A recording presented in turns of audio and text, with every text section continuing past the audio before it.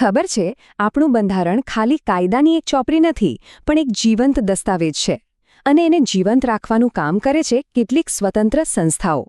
આ સંસ્થાઓ જ તો આપણા લોકશાહીના અસલી આધારસ્તંભ છે. તો ચાલો આજે આપણે એ જ રક્ષકોને ઓળખીએ જે આપણા અધિકારો અને આપણા લોકતંત્રની રક્ષા કરે છે. તો સવાલ એ થાય કે આખરે આ રક્ષકો છે કોણ?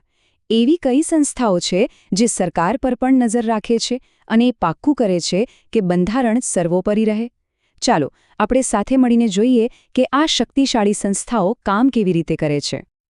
આપણી આખી વાતચીત 4 મુખ્ય ભાગમાં વહેંચાયેલી છે. સૌથી પહેલા આપણે ન્યાયના સ્તંભ વિશે જાણીશું. એ પછી આપણે લોકશાહીના એવા ચોકીદારોને મળીશું જેઓ સરકારી ખર્ચ અને ચૂંટણીઓ પર નજર રાખે છે. ત્યાર પછી આપણે સરકારના કાનૂની સલાહકારોની શું ભૂમિકા છે એ સમજીશું.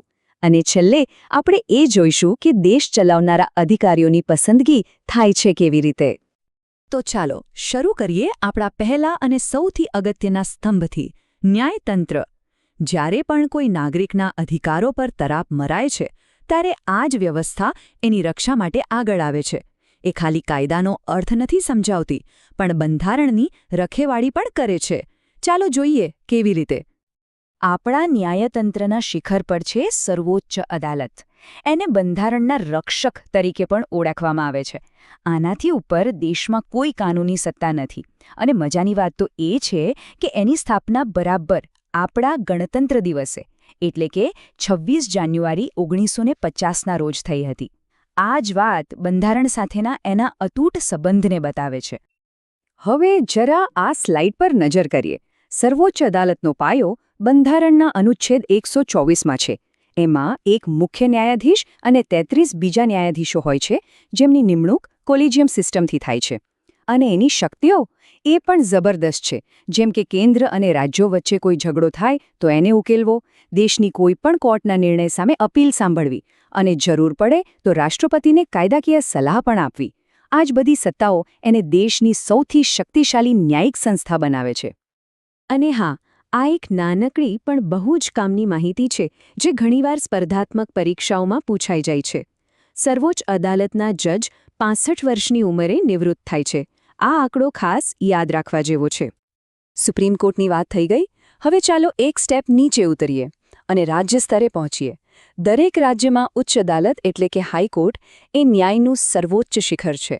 એ રાજ્યના કાયદાકીય માળખાનું નેતૃત્વ કરે છે અને એની નીચેની બધી અદાલતો પર એનું નિયંત્રણ હોય છે. આ સ્લાઇડ પર સુપ્રીમ કોર્ટ અને હાઈકોર્ટ વચ્ચેના 2 મુખ્ય તફાવત બતાવાયા છે. પહેલો તો નિવૃત્તિની ઉંમરનો છે. સુપ્રીમ કોર્ટમાં 65 વર્ષ, હાઈકોર્ટમાં 62 વર્ષ. પણ બીજો તફાવત બહુ જ મહત્વનો છે. જો કોઈના મૂળભૂત અધિકારનું ઉલ્લંઘન થાય તો એ બંને કોર્ટમાં જઈ શકે છે. પણ જો કોઈ બીજા કાનૂની અધિકારનું ઉલ્લંઘન થાય તો એ સીધા હાઈકોર્ટમાં જઈ શકે છે. આ જ કારણે હાઈકોર્ટનો રીટ અધિકાર ક્ષેત્ર સુપ્રીમ કોર્ટ કરતાં વધુ વ્યાપક માનવામાં આવે છે. ન્યાયતંત્રની વાત તો થઈ ગઈ. હવે વારો છે આપણા બીજા સ્તંભનો. આ એવી સંસ્થાઓ છે જે સરકારના પૈસાના વ્યવહારો પર નજર રાખે છે અને દેશમાં નિષ્પક્ષ ચૂંટણીઓ કરાવે છે. સાચા અર્થમાં કહીએ તો આ લોકશાહીના ચોકીદાર છે. આપણા આ ચોકીદારોમાં જે પહેલું નામ આવે છે એ છે CAG, એટલે કે ભારતના નિયંત્રક અને મહાલેખા પરીક્ષક. બંધારણના અનુચ્છેદ 148 પ્રમાણે આ સંસ્થાનું એક જ મુખ્ય કામ છે. એ જોવાનું કે સરકારે આપણા ટેક્સના પૈસાનો એક રૂપિયો બરાબર વાપર્યો છે કે નહીં. હવે સવાલ એ થાય કે આ ચોકીદાર આટલો શક્તિશાળી કેવી રીતે છે? તો જુઓ, બંધારણે જ એમને અમુક ખાસ સુરક્ષા કવચ આપ્યા છે. એમની નિમણૂક રાષ્ટ્રપતિ કરે છે, પણ એમને હટાવવા એટલા જ મુશ્કેલ છે જેટલા સુપ્રીમ કોર્ટના જજને. અને સૌથી મોટી વાત, રિટાયર થયા પછી એ કોઈ સરકારી પદ ના લઈ શકે. કેમ? જેથી કોઈ લાલચ કે દબાણમાં આવ્યા વગર કામ કરી શકે. બરાબર ને? અહીંયા ઘણા લોકો ભૂલ કરે છે. CAG અને CGA બંનેના નામ સરખા લાગે પણ છે બિલકુલ અલગ. CAG એક સ્વતંત્ર બંધારણીય સંસ્થા છે જે ઓડિટ કરે છે, મતલબ કે હિસાબોની તપાસ કરે છે. જ્યારે CGA એ નાણાં મંત્રાલય નીચે કામ કરે છે અને સરકારના ખાતાઓનું સંચાલન કરે છે. ટૂંકમાં કહીએ તો એક તપાસ કરે છે અને બીજો હિસાબ રાખે છે. હવે આવે છે લોકશાહીનો બીજો અને કદાચ સૌથી વધુ જાણીતો ચોકીદાર, ભારતનું ચૂંટણી પંચ. અનુચ્છેદ 324 હેઠળ આ એક જ સંસ્થા પર દુનિયાની સૌથી મોટી લોકશાહીમાં સ્વતંત્ર અને નિષ્પક્ષ ચૂંટણીઓ કરાવવાની અગ્રમ જવાબદારી છે. એમનું કામ કેટલું મોટું છે એ આ 3 સ્ટેપ્સ પરથી જ ખ્યાલ આવી જશે. પહેલું, કોણ મત આપી શકે એની આખી યાદી બનાવવી. બીજું, ચૂંટણીની તારીખો જાહેર કરવી અને આચારસંહિતાનો એટલો કડક અમલ કરાવવો કે સત્તા પર બેઠેલી પાર્ટી પણ નિયમોથી બંધાઈ જાય. અને છેલ્લે, સંસદથી લઈને રાષ્ટ્રપતિ સુધીની દરેક ચૂંટણીને સફળતાપૂર્વક પાર પાડવી. સારું, ચોકીદારોની વાત થઈ ગઈ. હવે આપણા ત્રીજા સ્તંભ તરફ જઈએ. આ એ અધિકારીઓ છે જે કેન્દ્ર અને રાજ્ય સરકારોને કાયદાકીય મામલાઓમાં સલાહ આપે છે અને કોર્ટમાં એમનું બચાવ પણ કરે છે. આ સમજવું તો બહુ જ સહેલું છે. જે કામ કેન્દ્ર સરકાર માટે અટર્ની જનરલ કરે છે, બસ એ જ કામ રાજ્ય સરકાર માટે એડવોકેટ જનરલ કરે છે. અટર્ની જનરલની નિમણૂક રાષ્ટ્રપતિ કરે છે અને એમની લાયકાત સુપ્રીમ કોર્ટના જજ જેટલી હોવી જોઈએ. બીજી બાજુ એડવોકેટ જનરલની નિમણૂક રાજ્યપાલ કરે છે અને એમની લાયકાત હાઈકોર્ટના જજ જેટલી હોવી જોઈએ.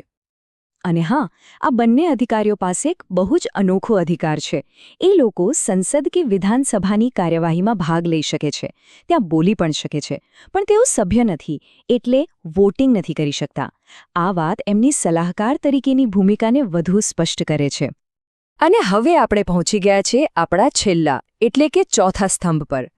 આ એ સંસ્થાઓ છે જે એ સુનિશ્ચિત કરે છે કે દેશનું શાસન ચલાવવા માટે સૌથી કાબેલ અને લાયક અધિકારીઓની પસંદગી થાય, અને એ પણ ફક્ત યોગ્યતાના આધારે. યુપીએસસી, સંઘ લોક સેવા આયોગ. આ નામ સાંભળતા જ દેશના લાખો યુવાનોની આંખોમાં એક સપનું આવી જાય છે. બંધારણના અનુચ્છેદ 315 હેઠળ આ જ સંસ્થા દેશના ભવિષ્યના આઈએએસ, આઈપીએસ અને બીજા બધા મોટા અધિકારીઓની પસંદગી માટેની અઘરી પરીક્ષાઓનું આયોજન કરે છે. તો આ ટેબલ જુઓ, એનાથી કેન્દ્ર અને રાજ્યના આયોગો વચ્ચેનો ભેદ એકદમ સાફ થઈ જશે.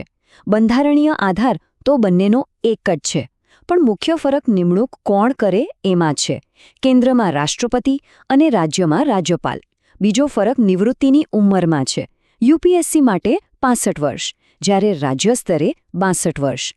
અને ત્રીજો ફરક એમના કાર્યક્ષેત્રનો છે. બાકી મૂળભૂત રીતે બંને પોતપોતાના સ્તરે એક સરખું જ કામ કરે છે.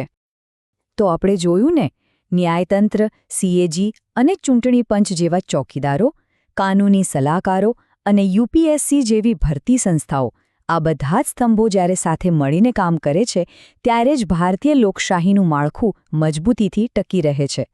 એમની સ્વતંત્રતા જ સારા શાસનની ગેરંટી છે. પણ અંતે એક સવાલ વિચારવા જેવો છે. જેમ જેમ દુનિયા બદલાઈ રહી છે, ટેકનોલોજી આગળ વધી રહી છે અને સમાજ સામે નવા પડકારો આવી રહ્યા છે, ત્યારે આ સંસ્થાઓએ પણ સમય સાથે બદલાવવું પડશે કે નહીં? ભવિષ્યમાં પણ એ એટલી જ મજબૂત રહે એ માટે શું કરવું જોઈએ?